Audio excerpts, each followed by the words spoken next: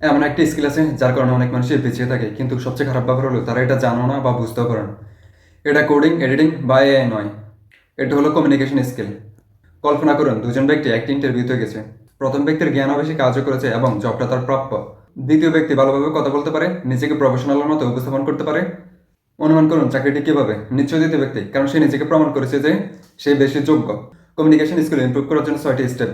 প্রথম, ইন্টারভিউতে ইংরেজিতে কথা বলতে পারো একটা দক্ষতা। বাংলাদেশে ইংরেজিতে কথা বলতে পারলে অনেক প্রায়োরিটি পাওয়া যাবে। ইংরেজিতে কথা বলার ক্ষেত্রে অনেকেই নিজের মাতৃভাষায় চিন্তা করে তা ইংরেজিতে ট্রান্সলেট করে, যা একদম ভুল। এর পরিবর্তে ইংরেজিতে চিন্তা করতে হবে। অভিনব শব্দের উপর জোর না দিয়ে বক্তব্যে স্পষ্ট করার উপর জোর দিতে হবে।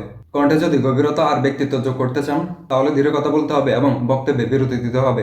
একই বাক্য ভিন্নভাবে শক্তিশালী কিংবা বিরক্তিকর হতে পারে, শব্দে জোর দেওয়ার উপরে নির্ভর করে। তৃতীয়ত, কোনো একটি বিষয় নিন এবং এটি এমনভাবে ব্যাখ্যা করেন যেন অন্য কাউকে শেখাচ্ছেন। চতুর্থ, আপনি কিভাবে কথা বলছেন তা পর্যালোচনা করেন। এক্ষেত্রে বিভিন্ন এআই টুলসের সাহায্য নিতে পারেন। কথা বলার চেয়ে বেশি শুনুন, কারণ ভালো যোগাযোগ শুধুমাত্র কথা বলার মধ্যে নয়, বরং অন্যের কথা ভালোভাবে বোঝার মধ্যে।